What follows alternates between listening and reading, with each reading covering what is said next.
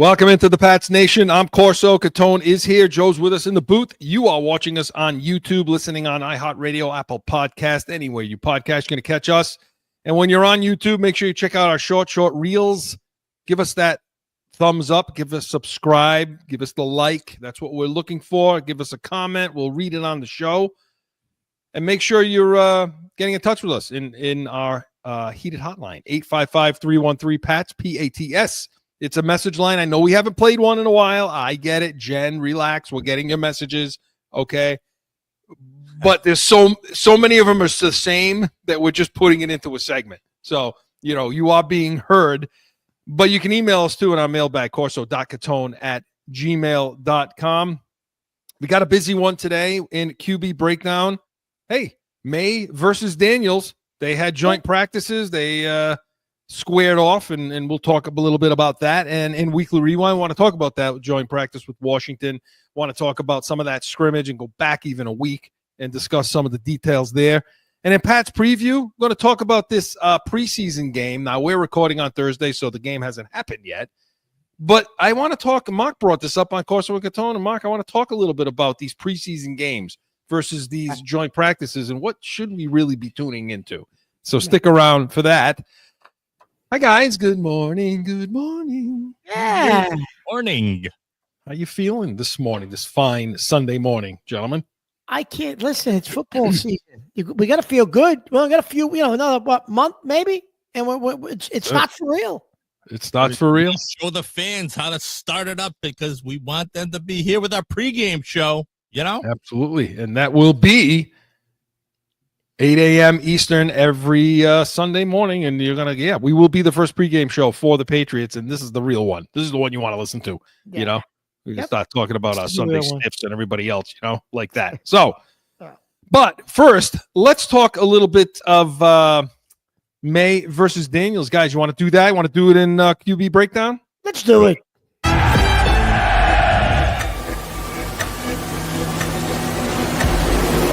Okay, now. Hit it, boys. Rookie from Maryland by way of Eastern Michigan. Give me a present, Christmas present for me from Maryland. Come on. 14 of 22 this season.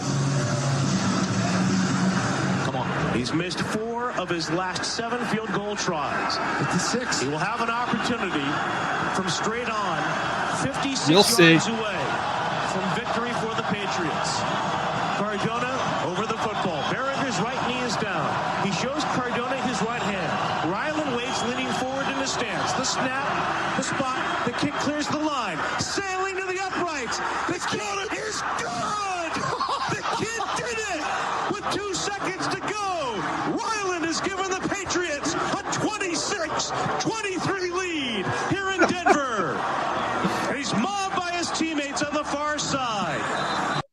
They should have left him on the field.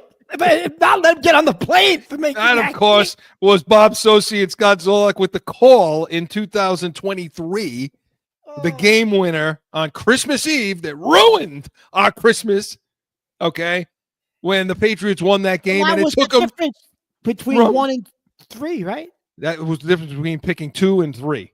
2 and 3, and 2 would have gotten you Daniels because 1 was Caleb Williams. So you see, Joe. Let me ask you guys this. Didn't that sound nice? Like listening to us win in a fashion like that? Are we gonna get ready for that? No. Well, no. Joe's right in a sense, Chris. I mean, granted. You're a real glasses half full kind of guy, aren't you? Huh? No. When I started hearing that, I just said, "Oh wow, this could be a season that you're gonna start hearing that again."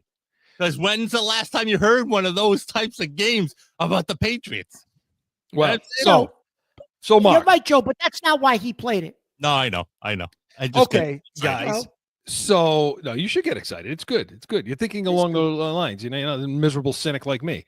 So and that old his buddy, which I'm shocked, Joe. We've made it about 3 weeks without him making reference to who the coach was during that game, because that's all he does. He makes reference. The greatest of all time. Oh, here we go. Yeah. Go Heels. Anyway, so would you go back? So okay, here we are now. Yep. Jaden Daniels, and of course played that because, like Mark said, we would have picked Jaden Daniels over Drake Maye. We picked who was left. You regret it? No, I don't. Because I told you that I thought Maye had a lot of upside at the time. Remember that going into that draft? I said, Chris, I'm okay taking him because I think he's got a lot of upside. He's a kid. And you just didn't like what you saw on tape. You were a little nervous because you said, Mark, I don't know about this kid. He creates his own pressure. He doesn't trust his pocket. His reads, not sound. I mean, if it's not on the move, all these things. Yeah. Footwork, his back foot, all that. And Jaden Daniels is like 3.5, 4 years older than him, by the way. 3 years older than him. That's the one thing people need to talk about when they mention this too, is, you got a lot of miles on Drake Maye, does Jaden Daniels. I mean, he played a lot more football with a lot. And by the way, I'll just say this too. Okay. McLaurin, Neighbors, right? And who the hell was the other LSU wideout? When he was with LSU, Chris, he had Neighbors. I mean, he has McLaurin now. Brian Thomas Jr., right? He had Neighbors and Brian Thomas Jr. Right. And he had the tight end who just got drafted, Mason Thomas Jr. Thomas. So he had bona fide number one guys. I mean, McLaurin's a number one. Neighbors is for sure a number one. He had a bona fide tight end. Brian Thomas Jr., bona fide number one. Yeah. Or any of which we'd be killed to get, which, by the way, I don't understand why the Washington Redskins, whatever they're called, are leaving town without a trade being done. How the hell that little rat weasel Elliot Wolf's not sitting on the field with Peters in his ear all day long saying, what do you need from McLaurin? What do you want? What do you want? What do you want? They should not be leaving town without that guy as a New England Patriot. Let me just say that. And they will. And they're going to because they're cheap. Anyway. You have so many issues. So yeah, I mean, he's not calm like me, Joe. But Mark, if you didn't, but you'd be missing moments. Are we missing moments like this? Heads towards the end zone. It is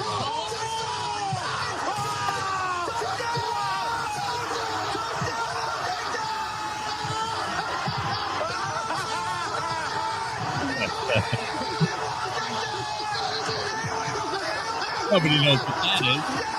I'll tell you.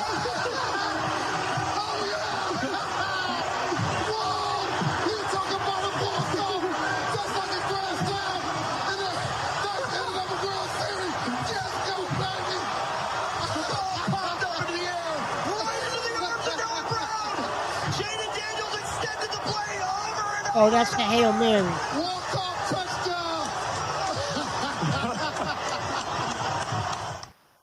You're missing moments like that with the Patriots. That was Jaden Daniels against the Chicago Bears. And the game-winning Hail Mary. Those guys lost their ever-loving minds. They lost their minds. Those guys lost their minds. But anyways, Chris. Okay, you're missing moments like that or what? Yeah. Okay, so it was Daniels against Maye. Okay, that's the point here. Okay. Yeah. Daniels, Maye. First time we've seen the two of them go up against each other. Granted, it was in a joint practice, but still, they went up against each other. So let's get into it, Chris. Let's talk about it. All right. Come on. Enough of that happy horse shit. Let's get into it. No, I think that was good to play. It set the stage for this conversation. So what are we missing? Are we missing? Are we going to miss these moments? Are we going to get these moments from Drake Maye? Ultimately, looking at the situation, yes, Daniels has had a lot more to work with in his career. He's played a lot more football. I still question Daniels' frame a bit. I still question whether or not his legs are going to get him hurt and get him his time playing shortened. Eventually, yeah, maybe. But looking at what they did. Now, we talked about the scrimmage, okay? Yesterday on Corso and Catone, when they had that scrimmage, Drake Maye didn't look so good, did he? It didn't look like he had as much. He didn't look. That Friday six night, drives. That Friday night, he did not look good. No, they had 6 drives. Three of those 6 ended up in turnovers. Two interceptions, which weren't very good. One of them was a pick 6. Yeah. But then they get into joint practice and he turns. Well, it would have been a pick 6, right? It was at the end of the joint. Yeah, it would have been, right? Yeah, it would have been. So, what are you making of? Let's just talk about Drake Maye. What do you? So So what are we talking about? Are we Well, talking I mean, about what do you joint see? You saw the scrimmage scrimmage. You see what happened there. Now you're looking at the joint practice. Both. I mean, overall. Overall, I think he understands. I think he understands the premise of what McDaniels wants and what he needs to happen, Chris. I think he understands where the ball has to go in this offense, and the whole idea of the fact that you got to get rid of the ball quickly. You got to make a quick decision. Like Brady used to say, the ball's no good if it's in my hands. And you got to get the ball out, right? And I think Maye understands that, Chris. And in the joint practice, Chris, Maye finished the day with three touchdowns. He had a 67% completion rate. Daniels, no touchdowns, none. And he had a 63% completion rate. And according to everybody who was at the joint practice against the Commanders, Chris, said that the Patriots offense was running in a state of flow that they haven't seen since Brady. So that's probably a stretch. Don't get me wrong. However, it does tell you that Maye understands the offense and gets it and knows how to run it.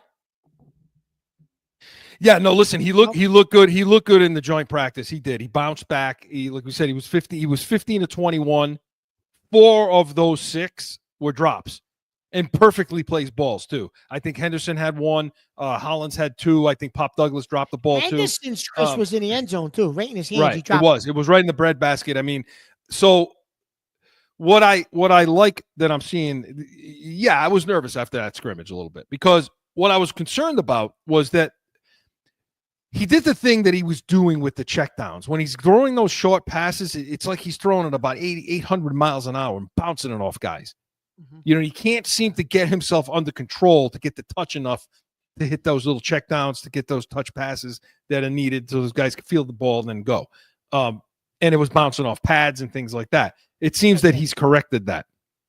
Now, I don't know if McDaniels is helping that in play calling, in how what he's putting in his bucket and so on. But I will say this: his command of the offense is you could see it. It's just so much better this year. He's getting to the line. There's not a lot of, nobody's talking about this, but there's a lot of pre-snap penalties. There's not his checks are good. He's getting those check with me. When he goes to the helmet and we go to the second. Say that. Yeah. Yep. You go to the second play that was called in the huddle. And he's often right. And in the joint practice, he was right more than he was wrong. Now he's not playing a hugely stellar defense on the Washington side, but hey, this is a team that was in the NFC Championship game last year. Okay. It was a hell of a lot different than a year ago against Philly in joint practices. Which tells you, Chris, he has taken a step forward because he's now understanding defense, right? He's understanding defenses. He's understanding what he's seeing on the other side of the ball. And one of the big parts of McDaniels' offense is you're going to be able to understand what's in front of you and what you're seeing so you can check down. Also, the receivers, Chris, have to be in tune with him because they also have to look. Because a lot of what the receivers do, Chris, the receivers are reading things too and changing based on what they're seeing. It's an influx offense. It's always there's always a read. Yeah. And this is why you're seeing guys. You always saw it with Brady. How many guys were catching passes? He 8 guys caught passes today. 9 guys caught passes today. And that's what it is. And you heard Kendrick Bourne last week talk about everybody's going to get a little love in the room. Everybody brings a skill set to the table. You get 2-3 balls thrown at you a game. And it's a lot of high percentage stuff. There are going to be guys coming across the field open. Crossers, in cuts. A lot of that stuff's happening, and he's picking it up. He's seeing it. He's delivering the ball on time and accurately. In a joint practice, there was one play that he slides right, Chris, because he feels the pressure coming. But in sliding, he allows Pop Douglas the time as Yes. a crosser to get free, and he hits him right in stride, Chris. That was one of his better reads in plays of that joint practice because he understood I got to slide, get buy myself some time and allow my receiver time to run free, and Douglas does, and he knows where he is supposed to be, and he hits him. And Douglas, Chris, is having a fabulous camp. Fabulous camp, to his credit. He's been the best receiver so far in camp. Yeah. But I think I'm with Mark. I agree with Mark. I wouldn't change it at this point. Right now, is Daniels the better quarterback? Yeah. Sure he is. Of course he is. Sure You he can is. say that. But I don't know about you two, but I wouldn't change it at this stage. Chris, So we'll see. Also, after Friday's scrimmage against themselves, I'm sure McDaniels took him in and looked at film with him and went through and said, hey, here's what you did. And I'm sure he sat with him and they studied and I'm sure he studied what he did wrong because the whole offense, not just Maye, the entire offense, Chris, at the joint practice did much better than they showed last Friday night. Right.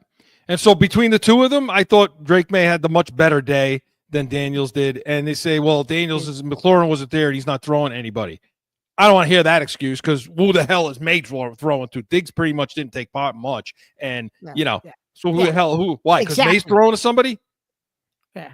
Then what you're telling me then is Daniels isn't much without McLaurin or a Neighbors or a Brian Thomas Jr. Yeah. I mean, you can make that argument too, right? Agreed. No, that's a good point. So we'll see what happens. We'll see how he progresses throughout camp and as we get into the season. But QB Breakdown was presented by Corso and Catone, the real deal New England Field, Saturdays, 12 Eastern. Hey, we got everything. Yankees, Red Sox, Catone's Comets, talk B's and C's. Mark's going to tell us next week how he hurt his leg. This ought to be, he teased it yesterday. So this should be a very interesting thing. So make sure you tune into that. But we come back, going to go back in the week and weekly rewind. No flipping. Guess what? I got a fever. And the only prescription is more Corso and Catone. Saturdays at noon.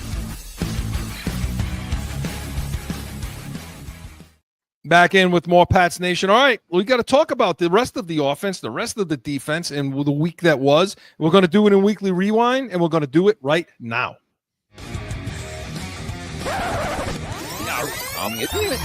Going back through the week, about a Weekly Rewind. It's been the lightest training camp that I have ever covered in terms of work. It pisses you off. Some of the decisions that they've made, veteran time off. Look, he's certainly entitled to it. Mike Vrabel's way smarter than I am. I'm just telling you that in my history of covering the NFL over 20 years, this is the lightest training camp that I've ever covered. Paul Kaharski down in Nashville has his own site. And he's covered the Titans for years. And he said that Vrabel did the exact same thing when he was in Tennessee. And then I was like, well, let me look at how Vrabel's team started the season. And, hey, if they started great, he's on to something. That was not the case. Vrabel lost his last 3 season openers as head coach of the Titans, and he lost 4 of the 6 when he was there. That, of course, was Greg Bedard of the Boston Sports Journal talking about the tone of this camp, Mark. Let's start there. Yeah, okay. I yield the mic to you. Greg, let me ask you a question. What does that mean? What do they call it? Lightest, lightest camps. What does that mean? The easiest light?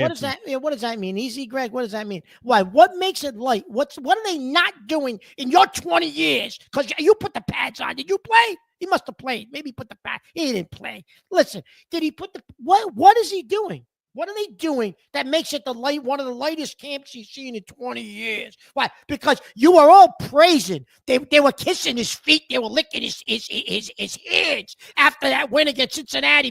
He said, Bedard went on and said, well, he ran a tough camp and he worked them. And Yeah, and you won, what, 2 more games the rest of the season? Because I don't count Buffalo as a win. You won 2 more games the rest of the – that camp really worked, Greg. What a hell of a job Gerard Mayo did in that camp. He was a bozo. Now, listen. And then you're quoting a guy from Tennessee. You don't even know if he's got a bone to pick with Vrabel. You don't know what his relationship was with Vrabel. He might have an axe to grind. So, of course, he's going to say stuff about him. So, I don't want to hear that BS either. Let's listen. I don't know how you can. All I know is he jumped in the pile, came out with a bloody cheek, and he was ready to roll. That's all I know. That's what we're trying to build, I think. And it starts with the coach, starts with the head coach, the intensity, bringing it every day. Taking no crap, when we're out there on the field. But also it comes at a time where with our guys offensively and getting over there and getting some tussles and kind of having some penalties and extra after the whistle can get us in trouble. But for mentality, I like it. I think that's what you want. I mean, I almost got in there, but I think maybe another day, maybe. So we'll see. He's right there with us, man. I think that player comes out in him a little bit too. But you got to love a coach that loves to compete, has those competitive juices just like us. Man, that shows a lot, man, about our coach, man. He'll do anything for us, and that's love right there. He got cut, too. Yeah. Yeah, I said, Coach, what's wrong with you, man? He said, hey, you should see the other guy. So, I laughed at that for sure. It was, of course, Maye, Henry, and Pop Douglas talking about Vrabel and what Mark's alluding to, that he got there was a fight during the joint. And I like Greg Bedard. I think he's very knowledgeable. He's one of the smartest guys that covers the team, obviously. But that comment kind of pissed me off. Well, look, the thing about it, Mark, is you can't. You're building a bridge. Yeah. The problem I have with that take is you're building a bridge from the camp tone of camp, the we calls it a soft camp or a light camp or whatever, to the first win of the season, the opener. As there's a lot of crap in between there, that you could look to. You injury. I mean, we're not told. We don't know who was hurt down there. We don't know. There's a lot of things we don't know that led to. And let me ask you something. How about other years? Let's talk about camps like Belichick's camp, that he had tough camps or whatever, and they lost the opener too. So, we would traditionally get off the slow starts, if you remember. Right. Intentionally, almost, it seems. Almost. So, yeah, they just look at that as an extension of camp, the first 4 weeks. But the point is, yeah, it's a bit of a leap. But the point he makes a little bit, and I want to get off this because we got to get moving. Yeah. I think he's soft. I think he's constrained with some of the things. I think he's got a lot of the guys he brought in with veterans. There's a lot of veteran guys, Morgan Moses, guys like this, Milton Williams, guys that he brings in that are kind of a little more Landry, that you got to kind of watch. And your depth is nothing. You have no depth. So, if he's sitting there saying, yeah, I'm going to get the veterans more rest, I'm not going to get him involved as much. I don't know that I can blame him for that, Mark. No, really don't. I don't blame him for that. And Chris, listen, the other piece of this is, like you said, you're talking about depth. Well, they don't have any, but also, Bedard makes is looking at this, and the whole league is like this now, Chris. He's criticizing Vrabel, and my 20 years, I never saw a camp this light, But that's how this is set up now, Chris. That's what the league has done.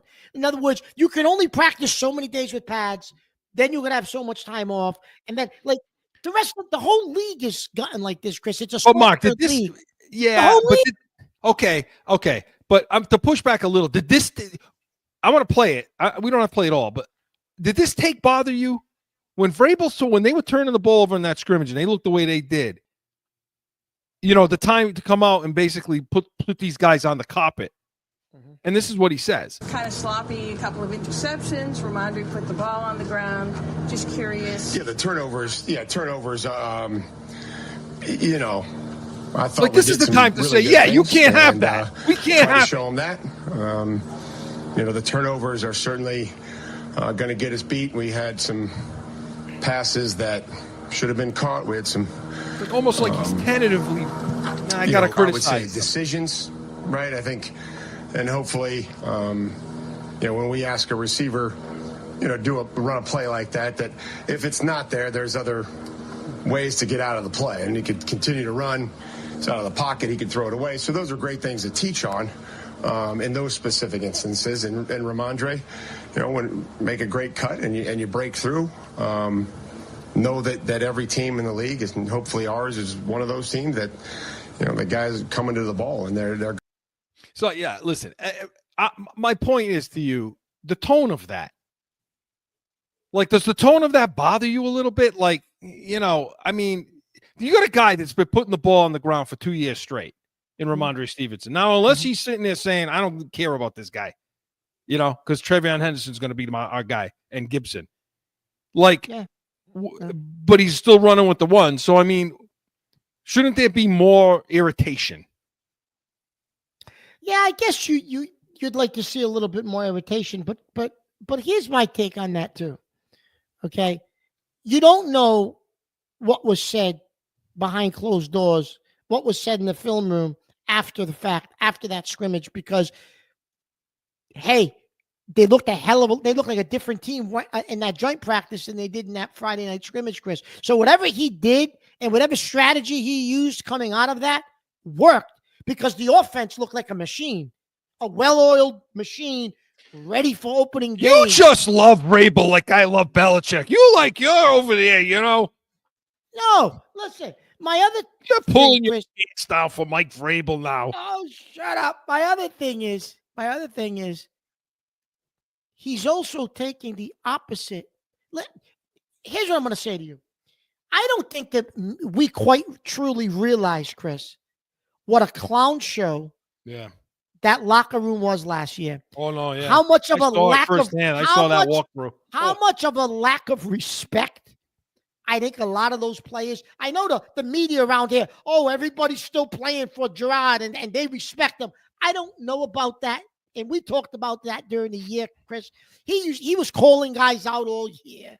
Mark, I watched that walkthrough in Arizona. But he was making disparaging comments about guys' effort right from the get-go, Chris, in training camp. And I think Vrabel has taken the strategy of, yes, I'm going to call guys out. I'm going to pull them aside. I'm going to do it quietly. I'm going to do it in the locker room. I'm going to do it in the film room. It's not going to be in front of the media because we're going to keep those kind of things in-house because that's where they belong. Because if you remember correctly, Chris, Belichick would never – everything Belichick did was in-house. Yeah, he never called somebody out. Not publicly. He would ream them out in a film room and make them look like complete morons in a film room. No, not in the media. Yeah, never in the media. He did it to Brady. So I think Vrabel, Chris, I don't have a problem with that comment. I know you do. But I'm okay. I just want to get you going. I don't really. I'm okay. And I'm listening to you. I'm a Belichick guy. I'm a Vrabel. I don't have a problem with it because I think the difference between him and Mayo is Vrabel knows who he is. I'm proving myself to you guys. My credentials are there. Let's go. So, but moving on, I want to talk about Campbell a little bit. I want to finish up with the offense. We'll go to break, come back and talk about some defense. And I want to finish with Campbell.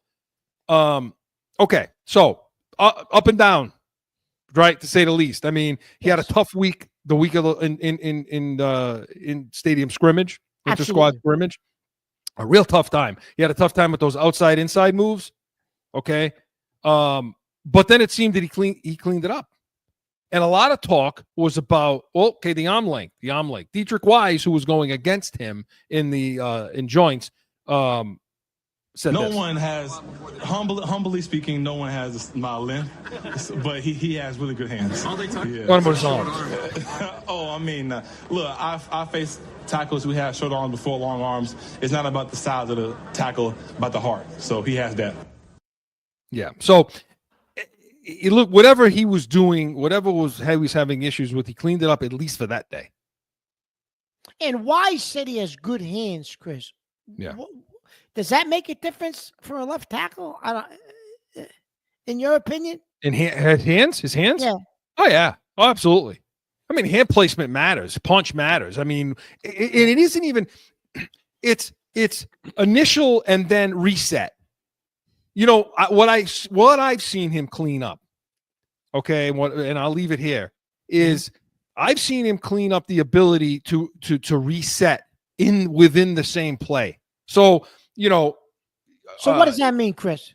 So you get, say, Dietrich Weiss, you get a defensive end, bursts off to the ball, okay? He makes his initial move on you, okay? And maybe your hand placement isn't quite right, or maybe he's getting the better of you on that initial burst, on that initial move. Well, good tackles in this league will be able to use their hands, okay, and use their hips and their leg placement to reset themselves so that they can continue the block, okay, and go with it. So on an outside move that turns to an inside move against you, what he was doing earlier in camp was that outside move was happening. They'd give him that jab, and they'd come across his face and get by him. Well, he's found the ability to now reset himself, and it's being done with his footwork and his skill and his athleticism, more so than his length. Okay. Because look, this is not an offensive line. This is not an offensive tackle in the league that's got arm length, the size of Dietrich Weiss. So no matter who it is, they're never going to win that battle. No. You know? Yeah, so right. Those are the things he's figuring out, I guess. You know, and now that whether that's due, yesterday you brought up Doug Marrone and Skarnecki, and maybe it's due to coaching, maybe it's due to McDaniel's protection and play calling. I don't know. Yeah, but after that joint practice, yeah, I feel like he's going to be okay. I feel like he could play. He's going to play tackle, and I think he'll be all right. I thought the offensive line played well. Well, that's the other thing. You don't have a choice. He's not going anywhere. He's your left tackle. I mean, no matter how bad he plays, if he stays healthy, he's your left tackle. You don't have anybody else to play there. You know what's interesting, Chris? It seems like they've settled on an offensive line, but it seems like they've settled on two rookies starting on that side of the ball. What do you think of that? I loved the Wilson pick when it happened. You did. You told when me they took that kid, because I had him Mark, circled. You said, Mark, I love this kid. You said it to me. When we were looking at the board during the draft, and I said, the kid Wilson out of Georgia, this is going to be a good interior lineman. Not just a center, a guard, a good interior lineman, meaning versatility there to play center. Well, and you know guard. what'll happen next year, Chris? He'll kick over the center, and Campbell will kick over the left guard. And we'll bring in a left tackle. And we still won't have a left tackle or a number one wide receiver.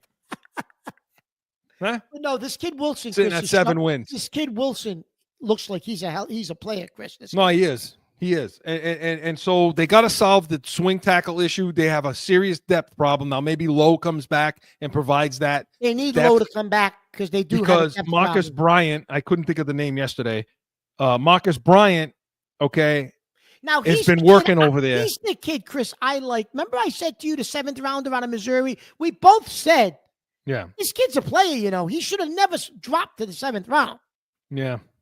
Well, he didn't have a great joint practice. That's the kid from Missouri, right? Devontae Jacobs, you know. Talking about Marcus Bryant. I don't know what the hell. Where did they get him out of? But so that's their depth. Yeah. You know, you're talking about him, you're talking about Jacobs. Sitting behind Morgan Moses, his fat ass needs to get back on the field too at some point. They're just managing him, Chris. They know what they got in him. It's 100 degrees outside. They're managing him. I mean, I don't necessarily have a problem with that. It's about the 17-game schedule.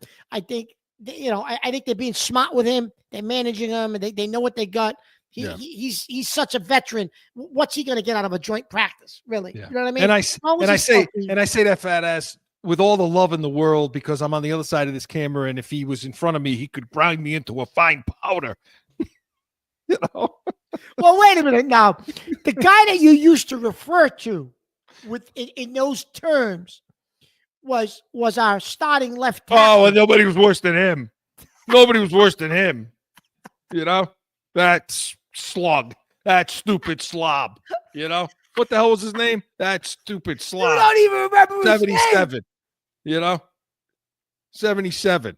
That stupid slob. Anyway, all right. Well, so we'll keep paying attention to the offense. We're going to talk next week. We're going to talk more receivers. Pop Douglas is having a great camp.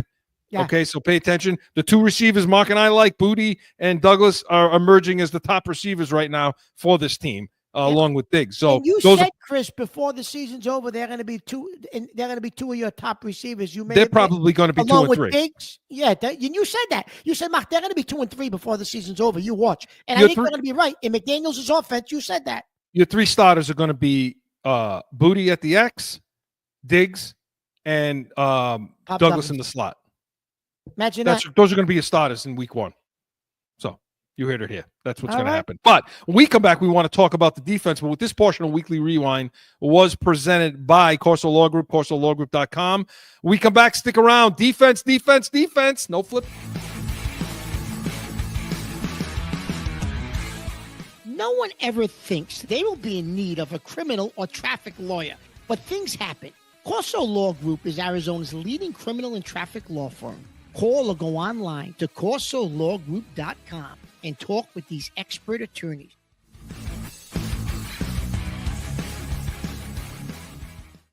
Back in with more Pats Nation. Okay, Mark, continuing on to what we've seen in camp. And Trent Brown. I came to be Trent Brown. Friggin', I intentionally forgot his name. I put that out of my mind. Guys like him and Orlando Robinson and what the hell's the middle linebacker Bentley. Anyway, so now let's talk about the defense. They don't ever get the defense enough love. So no, we don't. Mark, does this front 7? No, I'm saying front 7. Let me back that up a bit, okay? Because the front 7 implies the linebackers. Does this front 4 have the ability to be top 5 to 10 in this league? When it comes to the pass game and the pass rush, yes. Explain. I'm concerned. Well, first of all, you have Keon White, you got Bondmore, you got Milton Williams, you have Landry off the edge, you have Chason, I know is listed as an outside linebacker, but he's coming off the edge. He's going to play edge. Mm-hmm. On passing downs, Chris, I think this offense, this defense is going to be one of the top 10, right? My problem is a team's going to be in passing situations because I don't know who's going to stop the run. Are their linebackers going to be that quick in pursuing where they can fill holes? They're not that kind of style guy. Spillane's a smaller guy. I mean, these are guys, more speedy guys, but he's a maniac though, so he'll fill. I mean, he's going to fill, and he's going to make the lineman right. Stop the run, Chris. That's my question. On that defensive line, who's stopping the run? That's the big question because they are undersized. And this is a problem that we talked about in the offseason coming in. And it's relying a lot on Tonga, who they picked up from Arizona, who I like and I think has had a good camp. Look, he won on all 3 of his. Chris, who's behind him? Well, this is it. I mean, he won on all 3 of his one-on-one reps against Washington. He had 1 pressure and 11 on 11. But again, he's mostly as a nose tackle and run stopper. But what you like about what you saw out of him in the joint practice is the fact that he was able to make some plays in the passing game, because now that tells you, okay, I can mix and match. I can have a rotation. I don't have to be I don't have to be giving away the farm when they know Tonga's on the field. It's an easy checkout. Yeah. It's an easy checkout for the quarterback. Well, if I know that Tonga can make a few plays in the pass game, okay. What this tells you, though, is people out there, you're going to have to be patient and understand that the Patriots overpaid for Milton Williams.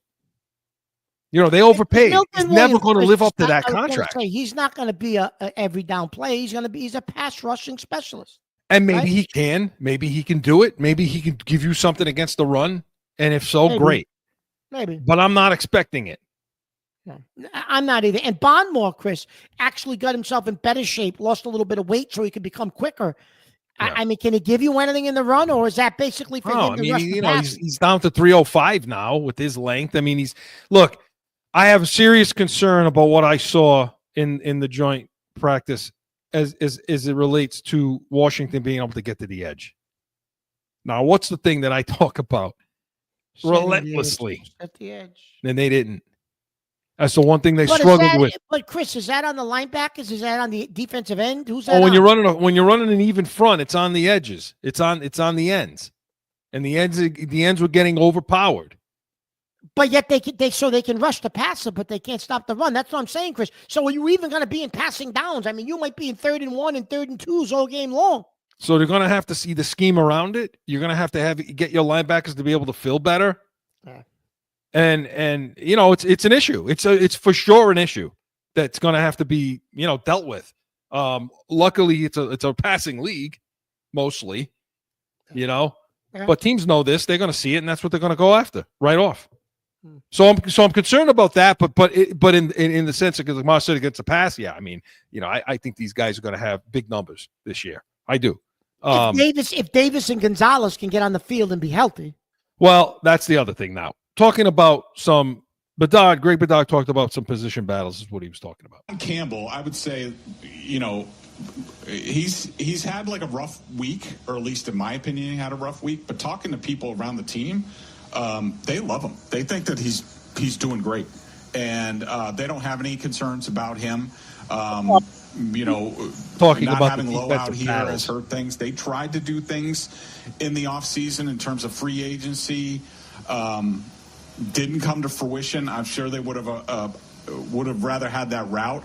As far as competitions, you know, all 5 offensive line spots are taken care of. They have their starting 5 right now.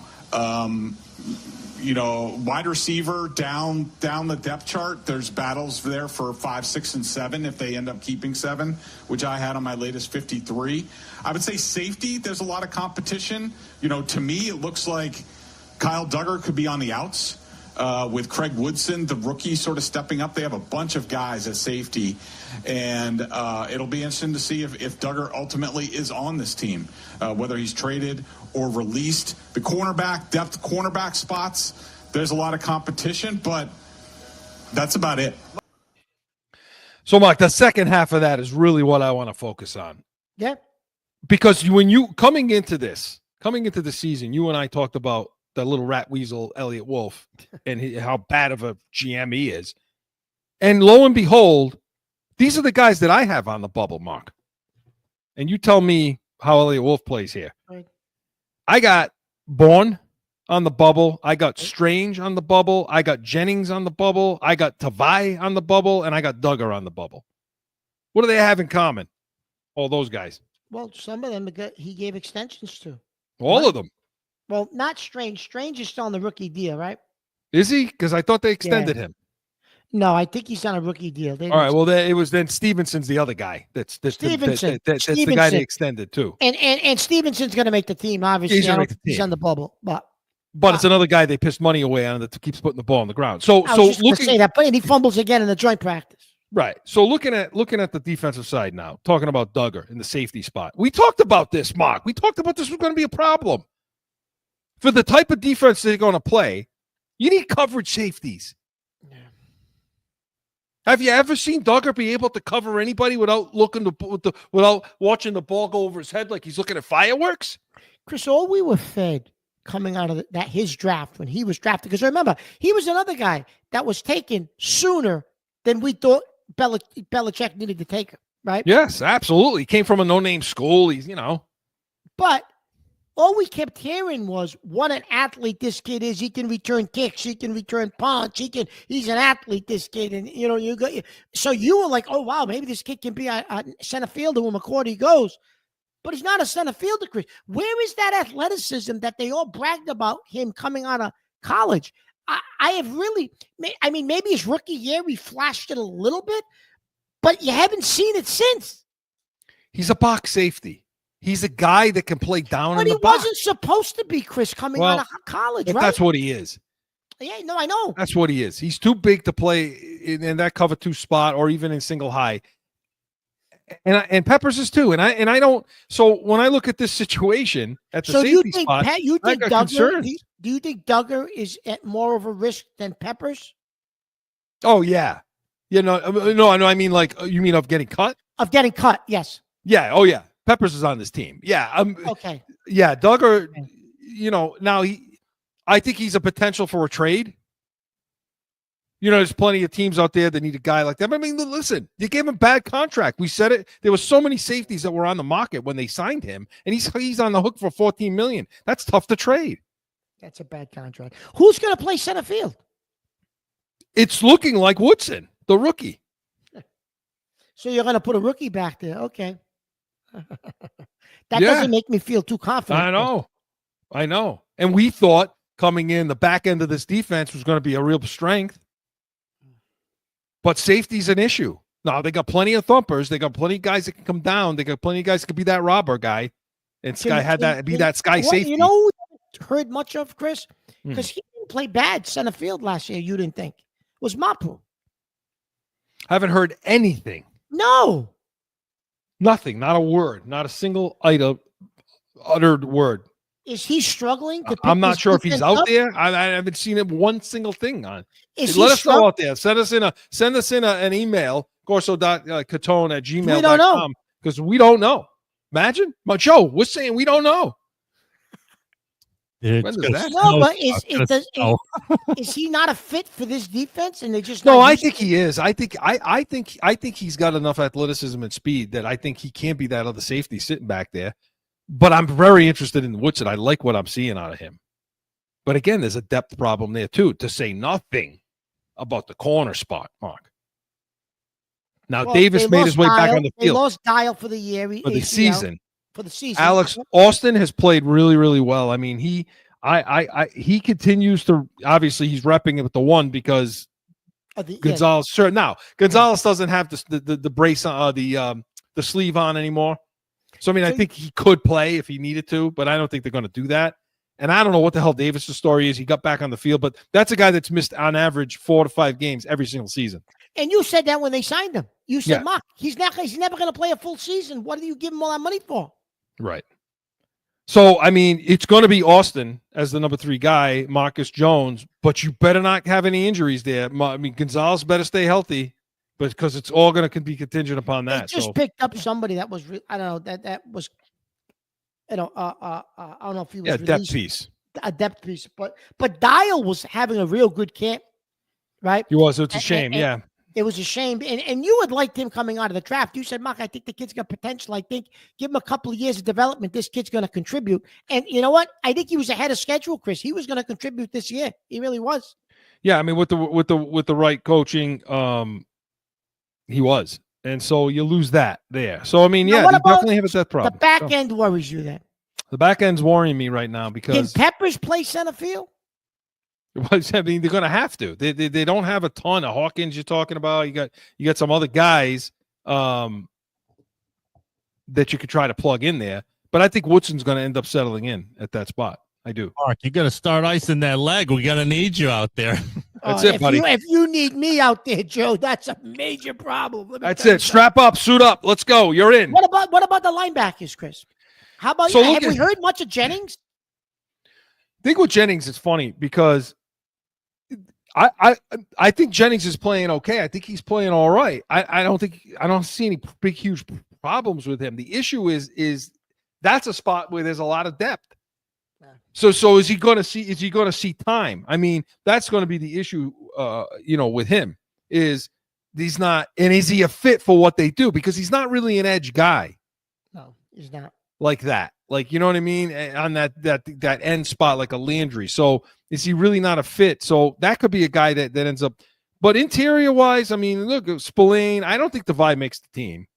I was going to say to you, does Tavai get released or cut, Chris, or does Tavai go on the pup? Maybe. I mean, they may put him on the pup list. They may do something. I know they took him off. They made him active but he could very easily go back on the pup to start the season. And you could see Mapu playing over there too, at linebacker. But again, you're dealing with how are you going to deal with the run now? Yeah, there's going to be a lot of times where you see, just a two-backer set, even one at times. And one of those guys could be like kind of a box safety. So things to watch, things to look at. We'll be paying attention, but I do think they're going to be a good defense. But like a 4-win team, there's not a lot of depth. And so we got to be paying attention to that. But this portion of Weekly Rewind was presented by Corso and Catone, the real deal, New England Field, Saturdays, noon Eastern. Hey, Catone's comments next week. He's going to be talking about that leg next week and how he heard it. So make sure you tune in for that. But when we come back, going to talk Pat's preview and so much more. Stick around.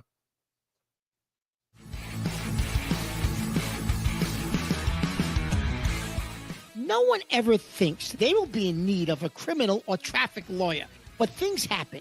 Corso Law Group is Arizona's leading criminal and traffic law firm. Call or go online to corsolawgroup.com and talk with these expert attorneys.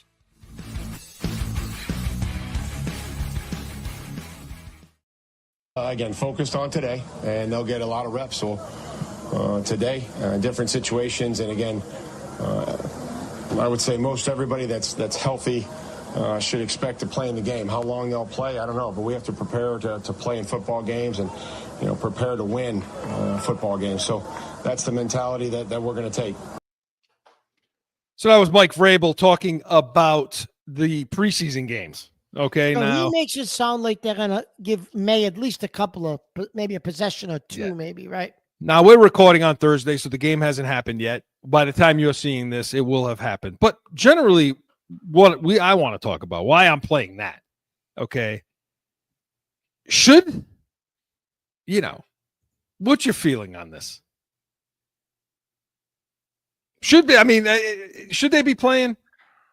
Well, yeah. I mean, you're charging season ticket holders part of their package. So now they include that as the number of games you're getting, right? So you're going to pay for that to be part of the season ticket package. So you should, and I get the joint practice. I want my money back, Mark. I've been paying on season tickets for 32 years. I'm in these crap preseason games, televised against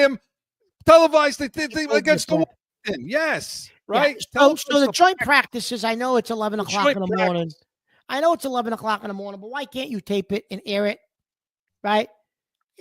Even if it's not live, you want to do tape delay, whatever, because that's where the ones are playing, Chris.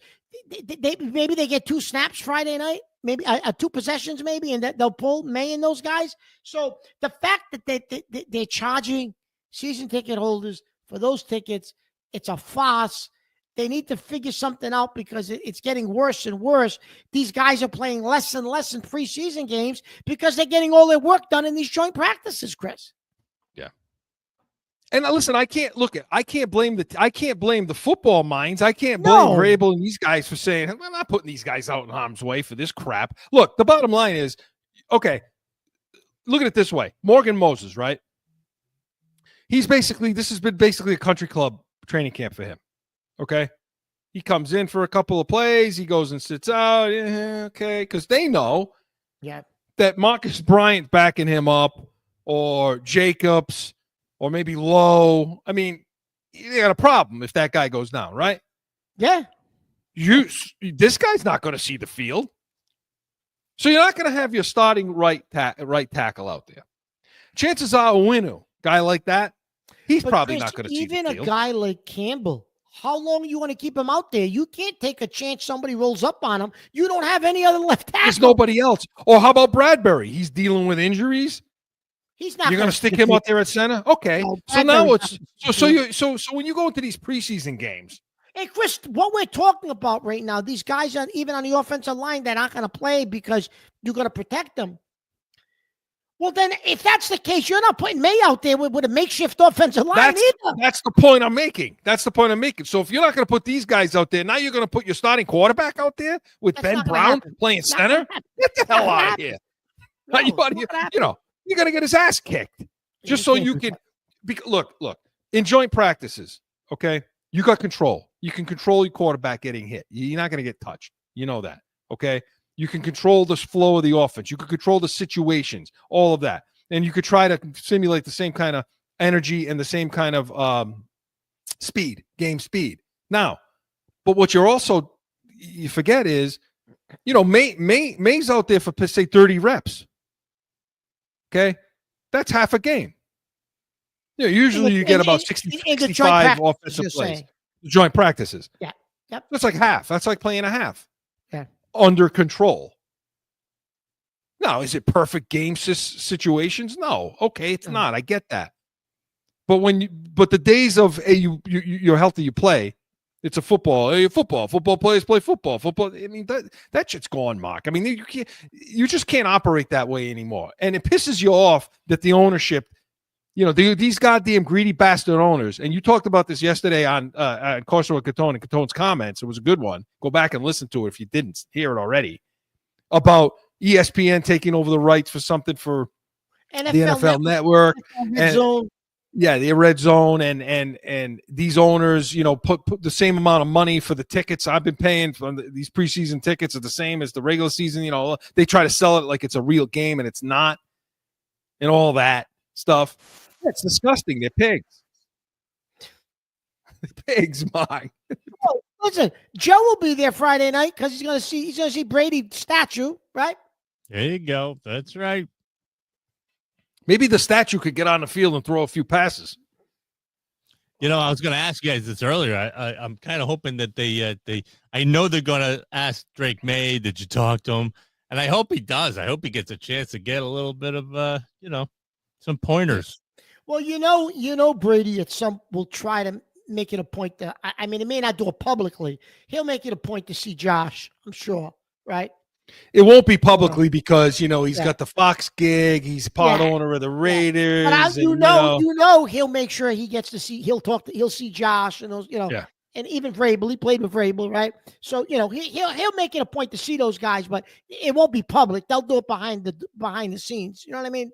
Well, this is the kind of stuff like Kraft has that to fall back on for this one game because they only have one preseason game. And it's going to be probably sold out, Chris, because they're all coming to see Brady's statue. Because they got that. And now Belichick's statue where did they got that one? Is that in the bowling alley? Is that the bowling alley up the street? Where's Belichick? That's at that America's Inn over there. Where is it? That place. Room 204. Full of smoke and soot and shit. But what do the other teams do? What do you think the Cleveland Browns are doing? What's the Jacksonville Jaguars doing for there? What's their hype? What's their hype tape? Come out and watch us in the heat and humidity. There is none. Right? Right? It's the sky. You know what? They got to figure out a way. Look, they stream everything else.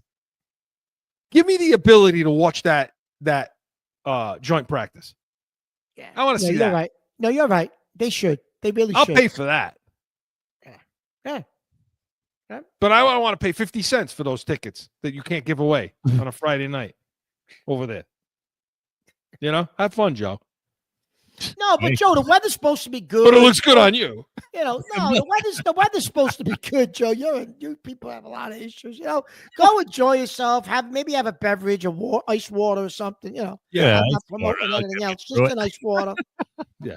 That'll work. That'll work. But no, your point was made yesterday about this, and then all the streaming stuff and the way to get it. That's pissing me off. They're taking over the NFL Network, and why that's pissing me off. Yeah, I know it is. He's just mad. Shut up! Would you shut up? He's mad because of the fantasy football crew is changing up. That's what he's pissed off about. Please. I wore a black suit for 2 weeks when Wake Up. What was it called? Wake Up ESPN or whatever that show is. She was Good Morning Football with Kay Adams. Football. Do you know? A lot of issues. But yeah, listen, it's unwatchable football. You get into a fourth quarter of a preseason game. Oh, it's awful. There's really, really, you know why it's so bad to watch? Because you expect so much from it. Yeah. There are worse things to watch, like worse sports to watch. But listen, it's bad. Yeah. By the way, just going to throw it out there. We can end mid-season. They're in mid-season form, by the way. The Bengals. First preseason game. Burrow's got like over 100 yards receiving in like 3 possessions. Why? One of the receivers going to jail? What's going on? They're mid-season form. I don't know. Chase had like 6 catches, 80 yards, touchdown. Like, I think they're obsessed with they're not getting off to a slow start again this year. This might be the year that they challenge for the Super Bowl, Chris, on the AFC side. And they still won't beat freaking Kansas City, those jackass fools, Like Cincinnati can beat them. Buffalo can't. Cincinnati can beat them.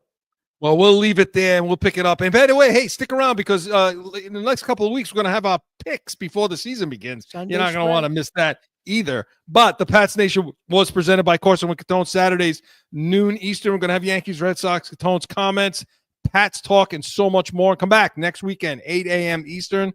Hey, more breakdown of that Commanders game, that preseason game, the unwatchable thing that Joe's going to be at. I'm sure he'll have some good fun notes and things, and anything you bring to the table, we will be ready. We are the Pats Nation. Enjoy your Sunday.